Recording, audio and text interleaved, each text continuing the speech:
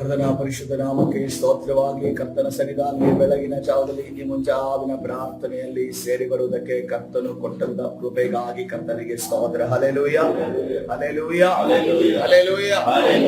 ಕರ್ತನ ಪರಿಶುದ್ಧ ನಾಮಕ್ಕೆ ಸ್ತೋತ್ರವಾಗಲಿ. ಸಭೆಯಲ್ಲಿ ಯಾವಾಗಲೂ ಕೂಡ ನೋಡುವಾಗ ಗಂಡಸರ ಸಂಖ್ಯೆ ಹೆಂಗಸರ ಸಂಖ್ಯೆ ಜಾಸ್ತಿ, ಹೆಂಗಸರು ಜಾಸ್ತಿ ಇರುತ್ತೆ, ಗಂಡಸರದು ಕಡಿಮೆ ಇರುತ್ತೆ. ಕರ್ತನ ಇವತ್ತು ಸಮ ಅಥವಾ ಒಂದು ಹೆಚ್ಚು ಮಾಡಿದನೆಂದು ಅನ್ಕೊಳ್ತೀನಿ. ಹಲ್ಲೆಲೂಯಾ. ಕರ್ತನ ಪರಿಶುದ್ಧ ನಾಮಕ್ಕೆ ಸ್ತೋತ್ರವಾಗಲಿ. ಯಾವಾಗ ಗಂಡಸರು ಸಭೆಯಲ್ಲಿ ತುಂಬಿಕೊಳ್ತಾರೋ ಉಜ್ಜೀವನ ಪ್ರಾರಂಭ ಆಯ್ತು. ಯಾಕೆಂದ್ರೆ ಲೋಕದಲ್ಲಿ ವ್ಯವಹಾರ ಮಾಡೋರು, ಲೋಕದಲ್ಲಿ ಒಳಗೋರು, ಲೋಕದಲ್ಲಿ ಕೆಲಸಕ್ಕೆ ಹೋಗೋರು ಯಾವಾಗ ದೇವರನ್ನು ನೋಡೋದಕ್ಕೆ ಪ್ರಾರಂಭ ಮಾಡ್ತಾರೋ, ದೇವರ ಸಹಾಯವನ್ನ ಕೇಳೋದಕ್ಕೆ ಪ್ರಾರಂಭ ಮಾಡ್ತಾರೋ, ಅವಾಗ ಉಜ್ಜೀವನ ಪ್ರಾರಂಭ ಆಯ್ತು.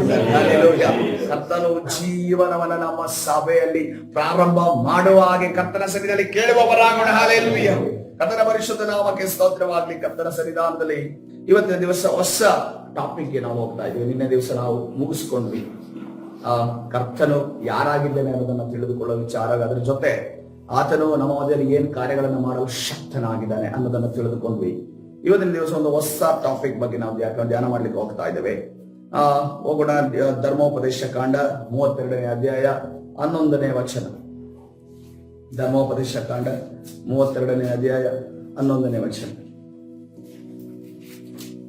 ಎಷ್ಟು ಜನರಿಗೆ ಹದ್ದು ಅಂದ್ರೆ ಗೊತ್ತಿದೆ? ಕರ್ತನ ಪರಿಶುದ್ಧ ನಾಮಕ್ಕೆ ಎಲ್ರಿಗೂ ನಮಗೆ ಹದ್ದು ಅಂದ್ರೆ ಏನಂತ ಗೊತ್ತು. ಆ ಹದ್ದು ತನ್ನ ಗೂಡನ್ನ ಎತ್ತರದಲ್ಲಿ ಕಟ್ಟುತ್ತದೆ.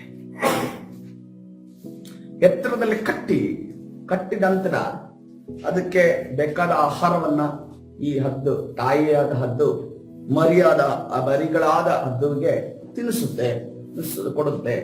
ಅದೆಲ್ಲ ಒಂದು ಪಾಲನೆ ಪೋಷಣೆಯನ್ನ ಮಾಡುತ್ತೆ. ಆದ್ರೆ ಒಂದು ಮೂಮೆಂಟ್ ಅದಕ್ಕೆ ಚಿಕ್ಕ ಮರಿಗಳಿಗೆ ರೆಕ್ಕೆಯು ಒಂದು ಸ್ವಲ್ಪ ಅಷ್ಟು ಬರುವಂತ ಸಂದರ್ಭದಲ್ಲಿ ಆ ಹದ್ದೆ ಏನು ಮಾಡುತ್ತೆ? ಗೂಡನ್ನೆಲ್ಲ ಕಿತ್ತಾಕುತ್ತೆ. ಗೂಡನ್ನ ತಾನ್ ಮಾಡಿರುವಂತ, ತಾನ್ ಪಾಲನೆ ಪೋಷಣೆಯನ್ನು ಮಾಡಿರುವಂತ, ತಾನು ಕಟ್ಟಿರುವಂತ, ತನ್ನ ಒಂದು ಮರಿಗಳಿಗೆ ಒಂದು ಜೋಪಾನ ಮಾಡಿ ತನ್ನ ಜೀವಿತವನ್ನು ನಡೆಸುವುದಕ್ಕೆ ಬೇಕಾಗಿರುವಂತ ಗೂಡನ್ನ ಕಿತ್ತಾಕುತ್ತಂತೆ.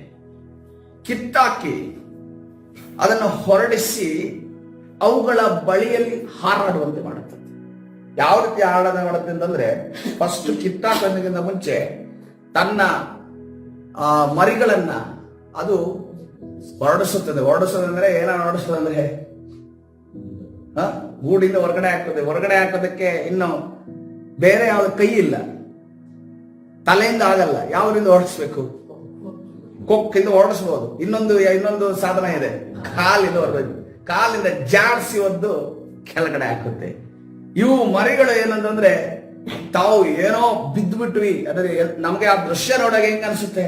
ನಿರ್ದಾಕ್ಷಿಣ್ಯದ ತಾಯಿ, ನಿರ್ದಾಕ್ಷಿಣ್ಯವಾದ ಹದ್ದು. ಇದಕ್ಕೆ ದಾಕ್ಷಿಣ್ಯನೇ ಇಲ್ಲ, ಪ್ರೀತಿನೇ ಇಲ್ಲ, ಇದಕ್ಕೆ ಕರುಣೆನೇ ಇಲ್ಲ, ದಯನೇ ಇಲ್ಲ. ಆದ್ರೆ ಹದ್ದು ತನ್ನ ಆ ಒಂದು ಮರಿಗಳಿಗೆ ಅದನ್ನು ಯಾಕೆ ಮಾಡುತ್ತೆ ಅಂತಂದ್ರೆ, ಇನ್ನೂ ಸ್ವಲ್ಪ ದಿನ ಬಿಟ್ರೆ ಇವುಗಳು ಏನ್ ಮಾಡ್ತದೆ? ಹಾರೋದನ್ನ ಮರೆತು ಬಿಡ್ತವೆ. ಹಾರೋದನ್ನೇ ಮರೆತು ಬಿಟ್ಟು ಕೋಳಿಗಳ ರೀತಿಯಲ್ಲಿ ಸಿಕ್ಕೋದನ್ನ ಆಯ್ಕೊಂಡು ತಿನ್ನೋದನ್ನ ನೋಡ್ಕೋತವೆ. ಅದಕ್ಕೋಸ್ಕರವಾಗಿ ನೀವು ಈ ಹದ್ದು ಅನ್ನುವಂತ ಕ್ರೀಚರ್ ಏನಂದ್ರೆ, ಅದು ನೆಲದಲ್ಲಿ ಬಿದ್ದಿರೋದನ್ನ ತಿನ್ನುವಂತ ಒಂದು ಇದಲ್ಲ, ಪಕ್ಷಿ ಅಲ್ಲ. ಅದು ಬೇಟೆ ಆಡಿ ತಿನ್ನುವಂತ ಪಕ್ಷಿ ಆಗಿದೆ. ಹಲ್ಲೆಲೂಯಾ. ಯುದ್ಧ ಮಾಡಿ ಜಯಿಸಿ ಬೇಟೆಯಾಡಿ ತಿನ್ನುವಂತ ಪಕ್ಷಿ ಹದ್ದು ಆಗಿದೆ. ಯಾಕಂದ್ರೆ ದೇವರ ಆ ರೀತಿ ಅದನ್ನು ಸೃಷ್ಟಿ ಮಾಡಿದ್ರು. ಸೊ ಅದಕ್ಕೋಸ್ಕರವಾಗಿ ತನ್ನ ಮರಿಗಳಿಗೆ ಅದು ತಿಳಿದಿರೋದಿಲ್ಲ. ಅವಾಗ ಹದ್ದು ಏನ್ ಮಾಡುತ್ತೆ? ನೀವು ಈ ರೀತಿಯಲ್ಲಿ ಕುಳಿತುಕೊಂಡ್ರೆ, ಇವುಗಳನ್ನ ಈ ರೀತಿಯಲ್ಲಿ ಬಿಟ್ರೆ ಇದು ಇಲ್ಲೇ ಉಳಿದುಕೊಳ್ತವೆ. ಇವು ರೆಕ್ಕೆ ಇದ್ರೂ ಕೂಡ ಹಾರೋದಿಲ್ಲ, ಕೊಕ್ಕು ಇದ್ರೂ ಕೂಡ ಬೇಟೆ ಆಡೋದಿಲ್ಲ, ಕಾಲಲ್ಲಿ ಉಗುರುಗಳು ಇದ್ರೂ ಕೂಡ ಬೇಟೆ ಆಡೋದಿಲ್ಲ ಅಂತ ಅನ್ಕೊಂಡು ಏನ್ ಮಾಡ್ತವೆ? ಅದನ್ನು ಕೆಳಗಡೆ ಹಾಕ್ತವೆ. ಕೆಳಗಡೆ ಹಾಕಿದಂತ ಹದ್ದಿನ ಮರಿಗಳು ಅವು ಏನ್ ಮಾಡ್ತವೆ? ಕೆಳಗಡೆ ಬೀಳುತ್ತಾ ಅದು ಒಂದು ಮಟ್ಟಕ್ಕೆ ಬರುವಾಗ ಹಾರೋದಕ್ಕೆ ಪ್ರಾರಂಭ ಆಗುತ್ತೆ. ಹಲ್ಲೆಲೂಯಾ. ಹಾರುವಂತ ಸಂದರ್ಭದಲ್ಲಿ ನೋಡ್ರಿ, ಗಮನಿಸಿ ವಾಕ್ಯಗಳನ್ನ. ಧರ್ಮೋಪದೇಶ ಕಾಂಡ 32ನೇ ಅಧ್ಯಾಯ 11ನೇ ವಚನ. ದೇವರು ಸೃಷ್ಟಿಗಳ ಮುಖಾಂತರವಾಗಿ ನಮಗೆ ದೇವರ ವಾಕ್ಯವನ್ನು ಅರ್ಥ ಮಾಡುವಂತೆ ಕಳಿಸುವ ಆತನಾಗಿದ್ದಾರೆ. ಹದ್ದು ತನ್ನ ಮರಿಗಳನ್ನು ಗೂಡಿನೊಳಗಿಂದ ಹೊರಡಿಸಿ ಅವುಗಳ ಬಳಿಯಲ್ಲಿ ಏನು ಮಾಡುತ್ತದೆ?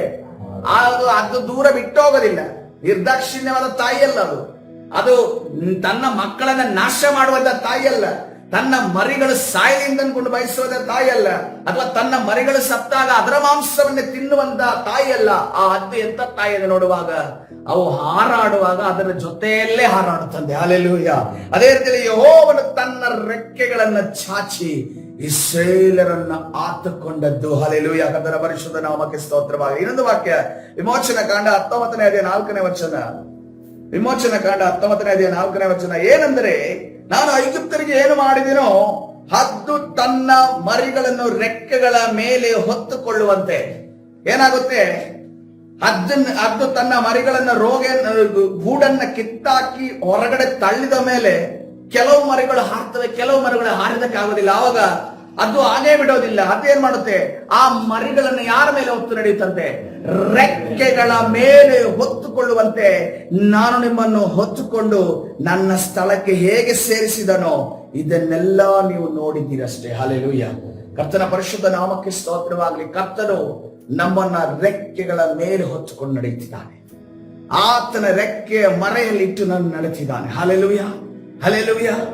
ಆದ್ರೆ ಕರ್ತನು ಒಂದು ಕಾರ್ಯವನ್ನ ಮಾಡ್ತಾನೆ. ನಾವು ಒಂದು ವೇಳೆ ಗೂಡಲ್ಲೇ ಇದ್ದು ಅಲ್ಲೇ ತಿಂದ್ಕೊಂಡು ಆಹಾರ ಅಲ್ಲಿಗೆ ಬರ್ಲಿ, ಅಲ್ಲೇ ತಿಂತೀವಿ ಅಂತ ಅನ್ಕೊಂಡು ಬಯಸುವುದಾದ್ರೆ ಕರ್ತನ ಏನು ಮಾಡ್ತಾನೆ? ಆ ಗೂಡನ್ನ ತೆಗೆದು ಹಾಕಿ ಆತನು ಹೊರಗಡೆ ತಳ್ತಾನೆ. ಯಾಕೆಂತಂದ್ರೆ ಆತನು ಯಾವ ರೀತಿಯಲ್ಲಿ ಆತನು ಶೋಧನೆಯನ್ನು ಅನುಭವಿಸಿದನೋ, ಆತನು ಯಾವ ರೀತಿಯಲ್ಲಿ ಜನರಿಗೆ ಅದ್ಭುತಗಳನ್ನು ಆತನು ಮಾಡಿದನೋ, ಯಾವ ರೀತಿಯಲ್ಲಿ ಆತನು ದೆವ್ವಗಳನ್ನ ಬಿಡಿಸಿದನೋ, ಯಾವ ರೀತಿಯಲ್ಲಿ ಶಿಷ್ಯರಿಗೆ ದೀಕ್ಷಾ ಸ್ನಾನವನ್ನು ಕೊಟ್ಟನೋ, ಸುವಾರ್ತೆಯನ್ನು ಸಾರಿದನೋ, ಅದೇ ರೀತಿಯಲ್ಲಿ ನನ್ನ ಮಕ್ಕಳು ಕೂಡ ಆಗಬೇಕೆಂದು ಆತನು ಬಯಸಿದ ಆತನಾಗಿದ್ದಾನೆ. ಹಲ್ಲೆಲೂಯಾ.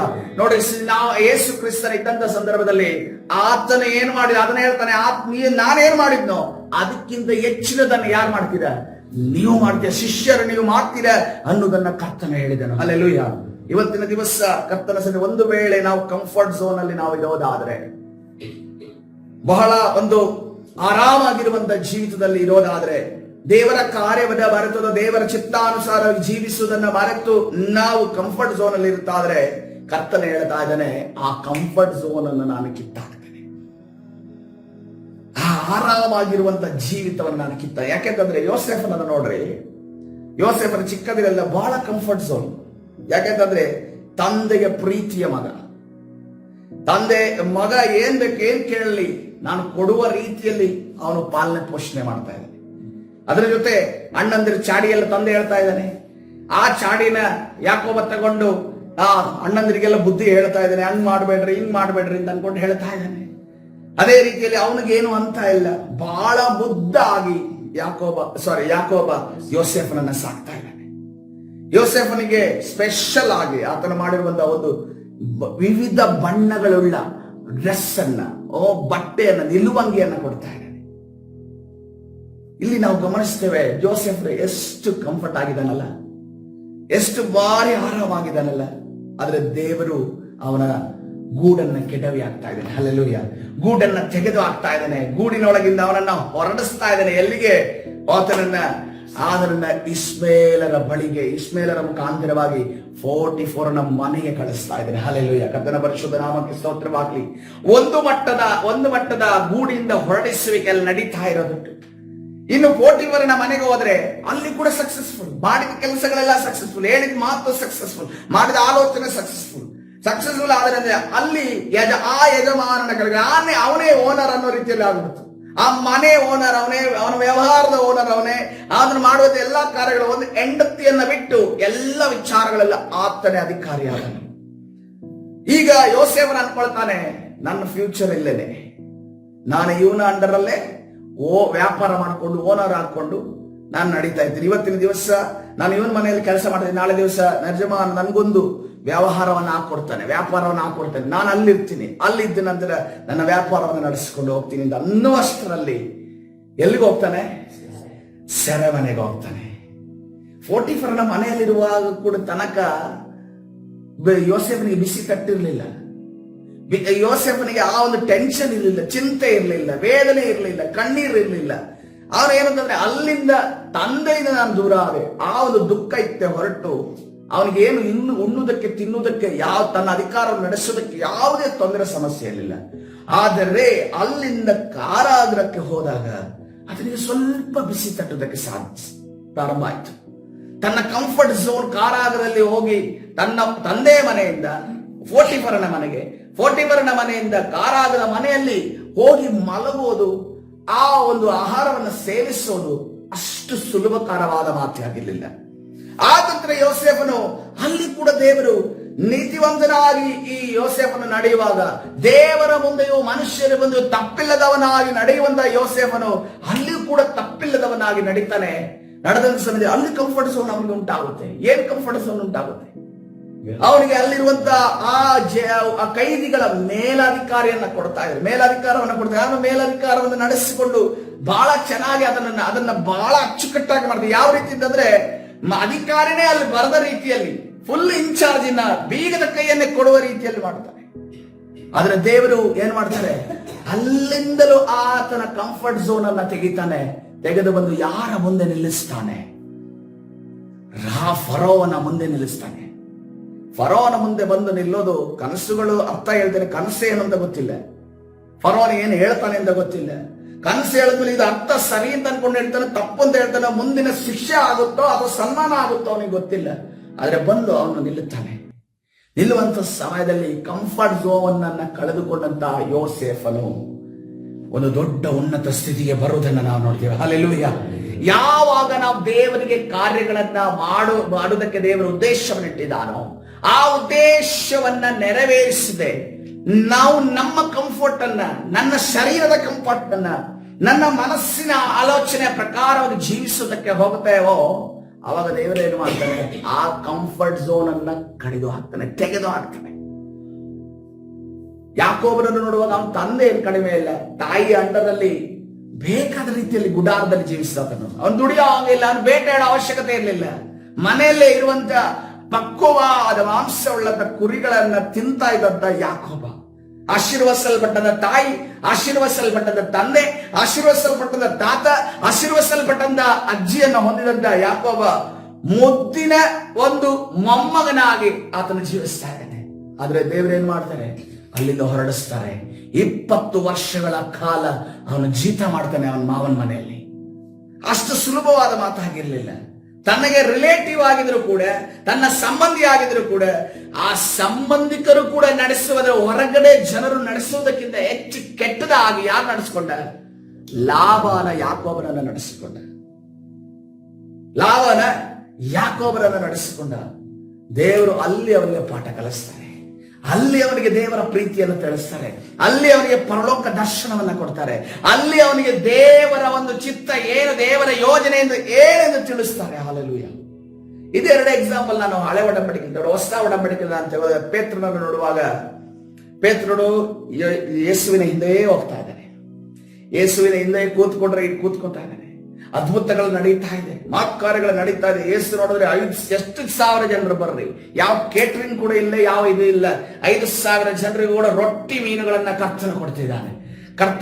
ಅವ್ರಿಗೆ ಮಾತ್ರ ಕೊಟ್ಟು ನಮ್ಮನ್ನ ಪೇತ್ರನ ಹಸಿವಲ್ಲಿ ಇಡ್ತಾ ಇದ್ದಾನೆ.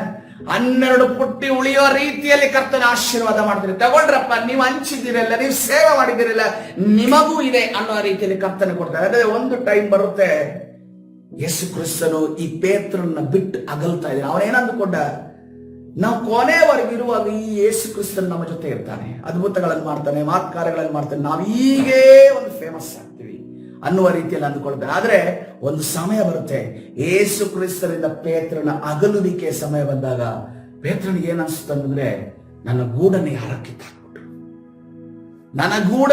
ಕಿತ್ತಾಕ್ಬಿಟ್ರು, ನಾನು ಬಹಳ ಚಂದ ಇದ್ದೆ, ಬಹಳ ಹೋಗ್ಕೊಂಡು, ಬಹಳ ಏನಂತಂದ್ರೆ ನಾನೇ ಲೀಡರ್ ಅನ್ನೋದು. ಯೇಸು ಕ್ರಿಸ್ತನ ಯಾವುದೇ ರೀತಿಯಲ್ಲಿ ಹೇಳದಿದ್ರು ಕೂಡ, ಕರ್ತನು ಏನು ಹೇಳದಿದ್ರು ಕೂಡ ನಾನೇ ಲೀಡರ್ ಅಂತ ಅನ್ಕೊಂಡು ಯಾರು ಓಡಾಡ್ತಿದ್ದ? ಪೇತ್ರನ ಓಡಾಡ್ತಾ ಇದ್ದ. ಆದ್ರೆ ಒಂದು ದಿನ ಬಂತು, ಯೇಸು ಕ್ರಿಸ್ತನ ಇಲ್ಲ, ಅದ್ಭುತಗಳು ನಡೀತಾ ಇಲ್ಲ, ಕಾರ್ಯಗಳು ನಡೀತಾ ಇಲ್ಲ, ಎಲ್ಲವೂ ಕೂಡ ಮೊದಲನೇ ರೀತಿಯಲ್ಲಿ ಆಗ್ಬಿಡ್ತು. ಯಾವ ಬಲೆಯನ್ನ ಬಿಟ್ಟು ಬಂದನೋ ಆ ಬಲೆಯನ್ನು ಹಿಡಿಯುವ ಪರಿಸ್ಥಿತಿ ಬಂತು. ಯಾವ ಬೋಟನ್ನ ಬಿಟ್ಟು ಬಂದ್ನೋ ಆ ಬೋಟಿಗೆ ಹೋಗುವಂತ ಪರಿಸ್ಥಿತಿ ಬಂತು. ಯಾವ ಹೆಂಡತಿ ಮಕ್ಕಳು ಅತ್ತೆಯನ್ನ ನೋಡುತ್ತಿದ್ನೋ, ಅವರ ಕಷ್ಟಗಳನ್ನ ನೋಡ್ತಿದ್ನೋ, ಅದನ್ನ ನೋಡುವಂತ ಪರಿಸ್ಥಿತಿ ಬಂದಾಗ, ಅವನ ಕಂಫರ್ಟ್ ಝೋನ್ ಬಂದಾಗ ಅವನು ದೇವರನ್ನ ನೆನೆಸಿಕೊಳ್ಳಿಲ್ಲ, ಅವನ ಸುಮ್ಮನೆ ಆಗ್ಬಿಟ್ಟ. ಅವ್ರೇನ್ ಮಾಡ್ತಾ ಮತ್ತೆ ಲೋಕಕ್ಕೆ ಹೋದ. ಆದ್ರೆ ಕರ್ತನು ಆತನನ್ನು ಹೊರಡಿಸಿ ಬಿಟ್ಟದ್ದು ಅದನ್ನು ಮತ್ತೆ ತಿರುಗಿ ಲೋಕಕ್ಕೆ ಸೇರೋದಕ್ಕೋಸ್ಕರವಲ್ಲ. ಹಲ್ಲೆಲೂಯಾ. ಆತನು ಸ್ವಂತವಾಗಿ ಹಾರಾಡೋದಕ್ಕೋಸ್ಕರವಾಗಿ. ಹಲ್ಲೆಲೂಯಾ. ತನ್ನ ಮರಿಗಳನ್ನ ಹದ್ದು ಕೆಳಗಡೆ ಹಾಕೋದು, ಅದು ಬಿದ್ದು ಸಾಯಕ್ಕಲ್ಲ, ಅದು ರೆಕ್ಕೆಯನ್ನ ಚಾಚಿ ಹರಡಿ ಹಾರೋದಕ್ಕೋಸ್ಕರವಾಗಿ. ಹಲ್ಲೆಲೂಯಾ. ಯಾಕಂದ್ರೆ ಯೆಶಾಯ ಪ್ರವಾದನ ಗ್ರಂಥ 40ನೇ ಅಧ್ಯಾಯ 31ನೇ ವಚನ ಈ ರೀತಿಯಲ್ಲಿ ಇರ್ತದೆ, ಯೆಹೋವನನ್ನು ನಿರೀಕ್ಷಿಸುವವರು ಹೊಸ ಬಲವನ್ನು ಹೊಂದುವರು, ಹದ್ದುಗಳಂತೆ ರೆಕ್ಕೆಗಳನ್ನು ಬಾಚಿಕೊಂಡು ಏರುವರು, ಓಡಿ ದಣಿಯರು, ನಡೆದು ಬಳಲರು. ಹಲ್ಲೆಲೂಯಾ. ಕರ್ತನ ಪರಿಶುದ್ಧ ನಾಮಕ್ಕೆ ಸ್ತೋತ್ರವಾಗಲಿ. ಕರ್ತನ ಸನ್ನಿಧಾನ ಈ ಸಮಯದಲ್ಲಿ ನಮ್ಮನ್ನು ನಾವು ಕರ್ತನ ಕರಗಳಿಗೆ ಒಪ್ಪಿಸೋಣ. ನಾವು ಒಂದು ವೇಳೆ ಬಹಳ ಕಂಫರ್ಟ್ ಝೋನ್ ಅಲ್ಲಿ ನಾವಿರೋದಾದ್ರೆ ಏನು ಸಮಸ್ಯೆ ಇಲ್ಲ, ಎಲ್ಲ ನಮ್ಮ ಅಪ್ಪ ನೋಡ್ತಾ ಇದಾರೆ, ತಾಯಿ ನೋಡ್ತಾ ಇದಾರೆ, ಎಲ್ಲ ಅವರೇ ಕೆಲಸಗಳನ್ನ ಮಾಡ್ತಾ ಇದಾರೆ, ಅಥವಾ ಎಲ್ಲನ್ನು ದೇವರು ಎಲ್ಲವನ್ನ ಕೊಟ್ಟು ಆಶೀರ್ವಾದ ತುಂಬಿ ನಡೆಸ್ತಾ ಇದ್ದಾರೆ ಅಂತಂದ್ರೆ ದೇವರು ಒಂದನ್ನ ಮಾಡ್ಲಿಕ್ಕೆ ಹೋಗ್ತಾ ಇದ್ದಾನೆ, ಆ ಗೂಡುಗಳನ್ನ ಕೆಡವಲಿಕ್ಕೆ ಹೋಗ್ತಾ ಇದ್ದಾನೆ. ಹಲ್ಲೆಲೂಯಾ. ಇದು ಪ್ರವಾದನೆ ರೂಪವಾಗಿ ತೆಗೆದುಕೊಂಡಿರುವುದು. ಯಾರು ಕಂಫರ್ಟ್ ಆಗಿ ಏನು ಸಮಸ್ಯೆ ಇಲ್ಲ, ಬಹಳ ಜೋಪಾನಾಗಿ ನಿಮ್ಮ ಜೀವಿತವನ್ನು ನಡೆಸಿದ ದೇವರು ಆ ಗೂಡುಗಳನ್ನ ಕೆಡವೆಯಾದ. ಯಾಕೆಂದ್ರೆ ಆತನು ನಿನ್ನನ್ನ ನಾಶ ಮಾಡೋದಕ್ಕೋಸ್ಕರ ಅಲ್ಲ, ನೀನು ಹಾರಾಡಬೇಕಿತ್ತು, ಆದ್ರೆ ನಿನ್ನ ಸುಮ್ಮನೆ ಗೊತ್ತಿದೆಯಾ, ನೀನು ಹಾರಾಡೋದಕ್ಕೋಸ್ಕರವಾಗಿ ಕರ್ತನು ನಿರ್ಧಾರ ಮಾಡ್ತಾ ಇದ್ದಾನೆ. ಹಲ್ಲೆಲೂಯಾ. ಇವತ್ತಿನ ದಿವಸ ಆ ಕಂಫರ್ಟ್ ಝೋನ್ ಇಂದ ಹೊರಗಡೆ ಬರುವುದಕ್ಕೆ ನಾವು ಸಿದ್ಧರಾಗದೆ ಹೋದರೆ ದೇವರು ಅಕಸ್ಮಾತ್ ಆಗಿ ಆ ಕಂಫರ್ಟ್ ತೆಗೆದು ಹಾಕ್ತಾನೆ, ಆ ಒಂದು ಗೂಡುಗಳನ್ನ ಮುರಿತಾನೆ. ಯಾಕೆಂದ್ರೆ ಆ ಒಂದು ಹದ್ದಿನ ಮರಿ ಸ್ವಚ್ಛವಾಗಿ ಗಾಳಿಯಲ್ಲಿ ಆರೋದಕ್ಕೋಸ್ಕರವಾಗಿ. ಹಲ್ಲೆಲೂಯಾ. ಕರ್ತನ ಪರಿಶುದ್ಧ ನಾಮಕ್ಕೆ ಸ್ತೋತ್ರವಾಗಲಿ. ಕರ್ತನ ಸನ್ನಿಧಾನದಲ್ಲಿ ಇವತ್ತಿನ ದಿವಸ ಈ ಒಂದು ವಾಕ್ಯವನ್ನ ನಾವು ಪ್ರವಾದನೆ ರೂಪಕವಾಗಿ ತೆಗೆದುಕೊಳ್ಳೋಣ. ಹಲ್ಲೆಲೂಯಾ. ನಮ್ಮ ಮಕ್ಕಳನ್ನು ಕೂಡ ನಾವು ಸಾಕುವಂತ ಸಂದರ್ಭದಲ್ಲಿ ನಾವು ಮಾಡಬೇಕಾದ ಕಾರ್ಯ, ಕಾಲಿಗೊಂದು ಕೈಗೊಂದು ಆಳು ಕೊಟ್ಟರೆ ಆಗೋದಿಲ್ಲ. ಏನು ತೊಂದರೆ ಆಗಬಾರ್ದು ನಮ್ಮ ಮಕ್ಕಳಿಗೆ ಅನ್ನೋ ರೀತಿಯಲ್ಲಿ. ಆಕ್ಚುಲ್ ಆಗಿ ನಾನು ಹಂಗ್ ಬೆಳೆದೆ.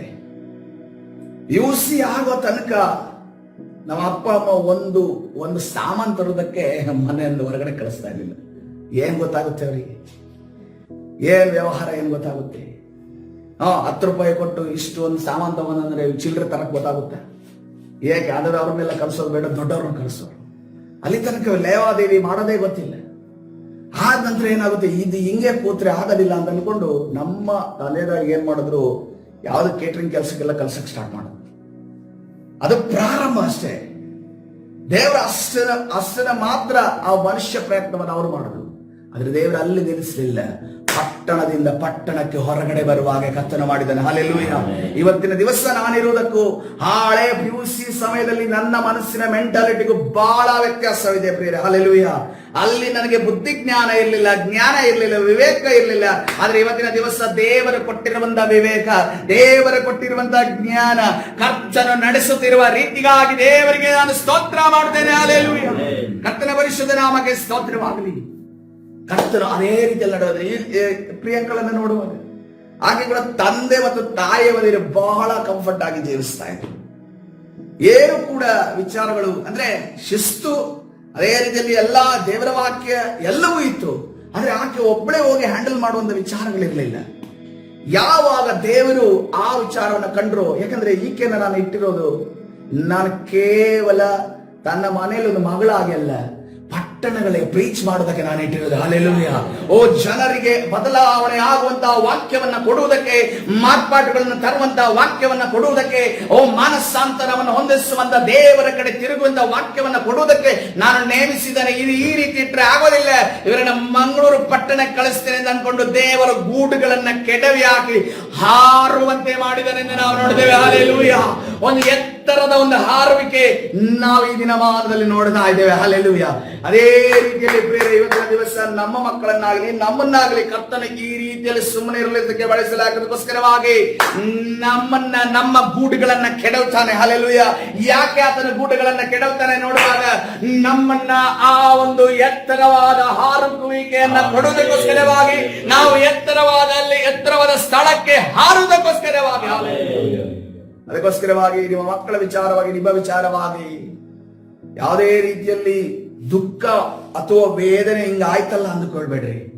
ದೇವರು ಎಲ್ಲವನ್ನ ಒಳ್ಳೆಯದಕ್ಕೆ ಆಗಿ ಮಾಡಿರ್ತಾನೆ. ಹಲ್ಲೆಲೂಯಾ. ಯಾವಾಗ ನಾವು ಇಂಡಿಪೆಂಡೆಂಟ್ ಆಗೋದು, ಯಾವಾಗ ನಾವು ಸ್ವತಂತ್ರರಾಗೋದು, ಸ್ವತಂತ್ರವಾಗಿ ಯಾವಾಗ ನಾವು ಶೋಧನೆಗಳನ್ನು ಎದುರಿಸೋದು, ಸವಾಲುಗಳನ್ನ ಬಂದ ಕೂಡಲೇ ನಾವು ಹಿಂದೆ ತಿರುಗಿ ಓಡುವುದನ್ನು ಬಿಟ್ಟು ಮುಂದೆ ಹೋಗಿ ಇದನ್ನ ಹೇಗೆ ನಾನು ಸಾಲ್ವ್ ಮಾಡಲಿ, ಇದಕ್ಕೆ ಹೇಗೆ ನಾನು ಪರಿಹಾರವನ್ನ ಕಂಡುಕೊಳ್ಳಿ, ಇದನ್ನ ಹೇಗೆ ನಾನು ಮೊಣಕಾಲೂರಿ ಕರ್ತನ ಸನ್ನಿಧಿಯಲ್ಲಿ ಪರಿಹಾರವನ್ನ ಪಡೆದುಕೊಳ್ಳಿ ಅಂತ ಅನ್ಕೊಂಡು ಯಾವ ರೀತಿಯಲ್ಲಿ ಅಂದುಕೊಳ್ಳುದು. ತೆರಹನ ಕೆಳಗಡೆ ಇದ್ದಂತ ಅಬ್ರಾಮನು ಅದರ ತಂದೆ ಕೆಳಗಡೆ ಬೆಳೆದ ಈ ತೆರಹನನ್ನು ನೋಡುವಾಗ, ಚರಿತ್ರೆ ನೋಡುವಾಗ ಅದನ್ನೊಬ್ಬ ಸೇನಾಧಿಪತಿ ಆಗಿದ್ದಾನೆ, ಆತನ ಕೆಳಗಡೆ ಬೆಳೀತಾ ಇದ್ದಾನೆ. ಹೇಗೆ ಸವಾಲುಗಳನ್ನು ಎದುರಿಸುವುದು ಗೊತ್ತಿಲ್ಲ, ಆದ್ರೆ ಎಂತ ಸವಾಲು ಅವನಿಗೆ ಮುಂದೆ ಬಂದಂದ್ರೆ ಗೊತ್ತಿಲ್ಲದ ಜಾಗಕ್ಕೆ ಕರ್ತನು ಅಬ್ರಾಮನನ್ನು ಕಳಿಸ್ತಾ ಇದ್ದಾನೆ. ಆಗಲೇ ಅನೇಕ ಜನರ ಗೂಡುಗಳು ಕೆಡವಿರಬಹುದು, ಯಾರದು ಕೆಡವಿಲ್ವೋ ಕರ್ತನು ಕೆಡವಲಿಕ್ಕೆ ಹೋಗ್ತಾ ಇದ್ದಾನೆ. ಹಲ್ಲೆಲೂಯಾ. ಕರ್ತನ ಪರಿಶುದ್ಧ ನಾಮಕ್ಕೆ ಸ್ತೋತ್ರವಾಗಲಿ. ಹಿಂಗ್ ಗೂಡು ಕೆಡಬಿಡ್ತಲ್ಲ, ನನ್ನ ಕಂಫರ್ಟ್ ಝೋನ್ ಎಲ್ಲ ಹೋಯ್ತು ಬಿಡ್ತಲ್ಲ, ನಾನು ಚೆನ್ನಾಗಿ ಆರಾಮಾಗಿ ಇದ್ದೇನೆಲ್ಲ ಅಂದ್ಕೊಂಡು ಶಾಕ್ ಆಗ್ಬೇಡ್ರಿ. ದೇವರದನ್ನ ಮಾಡ್ಲಿಕ್ಕೆ ಹೋಗ್ತಾ ಇದ್ದಾನೆ. ಹಲ್ಲೆಲೂಯಾ. ಈ ದಿನದಿಂದ ಅದರ ಪ್ರೋಸೆಸ್ ಸ್ಟಾರ್ಟ್ ಆಗಿದೆ ಯೇಸುವಿನ ನಾಮದಲ್ಲಿ. ಹಲ್ಲೆಲೂಯಾ.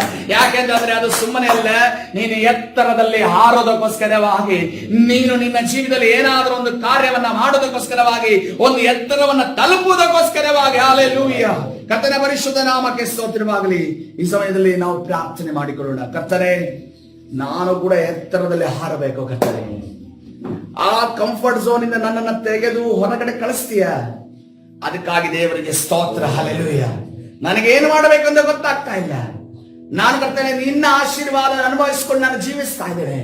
ಆದ್ರೆ ಕರ್ತನೆ ರಾಜ, ನನ್ನನ್ನು ನೀನು ನಡೆಸಲು ಶಕ್ತನಾಗಿದೆ. ಹಲ್ಲೆಲೂಯಾ. ನೀನು ನನ್ನ ಮೇಲೆ ಇಟ್ಟಿರುವಂತ ಯೋಜನೆ ನೆರವೇರುವುದಾಗಲಿ, ನೀನು ನನ್ನ ಮೇಲೆ ಇಟ್ಟಿರುವಂತಹ ಕಾರ್ಯಗಳು ನೆರವೇರುವುದಾಗಲಿ, ನೀನು ನನ್ನ ಮೇಲೆ ಇಟ್ಟಿರುವಂತಹ ಕರ್ತನೆ ಉದ್ದೇಶ ನೆರವೇರುವುದಾಗಲಿ ಈ ಸಮಯದಲ್ಲಿ ಕೇಳಿಕೊಳ್ಳೋಣ ಪ್ರಿಯರೇ. ಹಲ್ಲೆಲೂಯಾ. ಬಾಯಿ ತೆರೆಯೋಣ ಈ ಸಮಯದಲ್ಲಿ. ಕರ್ತನೆ, ನಿನ್ನ ಚಿತ್ತ ಪರಲೋಕದಲ್ಲಿ ನೆರವೇರುವ ಪ್ರಕಾರ ನನ್ನ ಜೀವಿತದಲ್ಲಿ ನೆರವೇರಲಿ ಎಂದು ಕೇಳಿಕೊಳ್ಳೋಣ. ಹಲ್ಲೆಲೂಯಾ.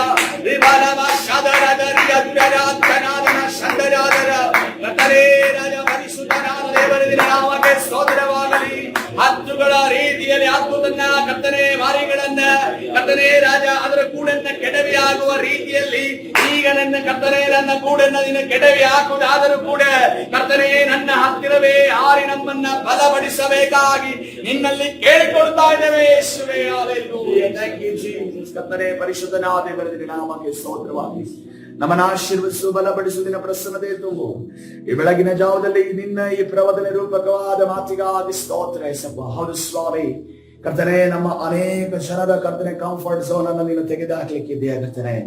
ಆ ಕಂಫರ್ಟ್ ಝೋನ್ ಅನ್ನು ತೆಗೆದು ಹಾಕಿ ಸ್ವಾಮಿ ಕರ್ತನೆ, ನಾವು ಸ್ವತಂತ್ರರಾಗಿ ಹಾರಾಡುವ ಹಾಗೆ, ಈ ಲೋಕದಲ್ಲಿ ಕರ್ತನೆ ಸವಾಲುಗಳನ್ನು ಎದುರಿಸಿ ಜೀವಿಸುವ ಹಾಗೆ, ಜಯ ಹೊಂದುವಂತ ಕರ್ತನೆ ವ್ಯಕ್ತಿಗಳಾಗಿ ಮಾರ್ಪಡುವ ಹಾಗೆ ನಮ್ಮನ್ನ ನೀನು ತಾನೇ ನಡೆಸೋದಕ್ಕಾಗಿ ಸ್ತೋತ್ರ. ಹೌದು ಕರ್ತನೆ, ನಮಗೆ ಕಂಫರ್ಟ್ ಝೋನ್ ಇಂದ ಹೊರಗಡೆ ಹೋಗೋದಕ್ಕೆ ಕಷ್ಟಕರವೇ ಆಗಿರಬಹುದು, ಆದ್ರೆ ಕರ್ತನೆ ಅದು ನಮ್ಮ ಕರ್ತನೆ ನಮ್ಮ ಭವಿಷ್ಯತ್ತಿಗೆ ಅದು ಒಳ್ಳೆಯದಾಗಿದೆಯಲ್ಲ. ಅದಕ್ಕೋಸ್ಕರವಾಗಿ ಕರ್ತನೆ ನೀನು ನಮ್ಮನ್ನ ಕಂಫರ್ಟ್ ಝೋನ್ ಇಂದ ಹೊರಗಡೆ ತರೋದಾದರೂ ಅದಕ್ಕೆ ಸ್ವಾಮಿ ನಾವು ಸಮ್ಮತಿ ಕೊಡ್ತಾ ಇದ್ದೇವೆ. ಕರ್ತನೆ, ನೀನು ಹಾಗೆ ಮಾಡುವುದಕ್ಕಾಗಿ ನಿನಗೆ ಸ್ತೋತ್ರ ಮಾಡುತ್ತೇವೆ. ಕರ್ತನೆ ರಾಜ ಯೋಬನು ಕೂಡ ಕರ್ತನೆ ತನ್ನ ಎಲ್ಲಾ ಆಸ್ತಿ ಅಂತಸ್ತು ಮಕ್ಕಳು ಹೆಂಡತಿ ಎಲ್ಲವೂ ಇದ್ದು ಕಂಫರ್ಟ್ ಆಗಿದ್ದಾನೆ. ಆದ್ರೆ ಕರ್ತನೆ ಆತನಿಗೊಂದು ಪರೀಕ್ಷೆ ಬಂದಲ್ಲ, ನೀತಿವಂತಿಕೆಯ ಪರೀಕ್ಷೆ ಬಂದಲ್ಲ, ಆವಾಗ ಕರ್ತನೆ ಅವನ ಗೂಡುಗಳನ್ನ ಕೆಡವಿ ಹಾಕಿದೆ. ಆವಾಗ ಅವನ ನೀತಿವಂತಿಕೆ ಎಷ್ಟು ಅವನಿಗೆ ತಿಳಿಸಿದೆ ಅಲ್ಲ. ಅದಕ್ಕಾಗಿ ನಿನಗೆ ಸ್ತೋತ್ರ. ತದನಂತರ ದುಪ್ಪಟ್ಟಾದ ಆಶೀರ್ವಾದವನ್ನ ಮಾಡಿದ ದೇವರೇ, ಇವತ್ತಿನ ದಿವಸ ನಮ್ಮ ಮೇಲೆಯೂ ಕರ್ತನೆ ನಿನ್ನ ಕೃಪಾ ಕಟಾಕ್ಷ ಇಳಿದು ಬರದಕ್ಕಾಗಿ ಸ್ತೋತ್ರ. ಕರ್ತನೆ, ನಾವು ಕಂಫರ್ಟ್ ಝೋನ್ ಅನ್ನ ಬಿಟ್ಟು ಬಿಡದೆ ಕರ್ತನೆ ಮುಂದೆ ಹೋಗುವುದಕ್ಕೆ ಕರ್ತನೆ ನಮ್ಮನ್ನ ತಡೆ ಒಡ್ಡುವಂತ, ನಮ್ಮನ್ನ ಗಟ್ಟಿ ಹಿಡಿದುಕೊಂಡಿರುವಂತ ಎಲ್ಲಾ ಸೈತಾನ ಕಾರ್ಯಗಳು, ದುರಾತ್ಮನ ಕಾರ್ಯಗಳು, ತಂದೆಗಳ ತಾಯಿಗಳ ದೋಷ ಫಲಗಳು, 3-4 ತಲೆಮಾರುಗಳ ಶಾಪಗಳನ್ನ ನಜರೇತಿನ ಯೇಸುವಿನ ನಾಮದಲ್ಲಿ ಬಂಧಿಸಿ ಮುರಿದಾಗ್ತಾ ಇದ್ದಾರೆ. ಬಿಡುಗಡೆ ಉಂಟು ಮಾಡಿ ನಿಲ್ತಾನೆ ನಡೆಸು. ಕರ್ತನಾದ ಯೇಸು ಸ್ವಾಮಿ ಸಲ ಪ್ರಾರ್ಥಿಸಿ ಕೊಡ್ತೀನಿ ಜೀವವುಳ್ಳ ತಂದೆ. ಆಮೇನ್.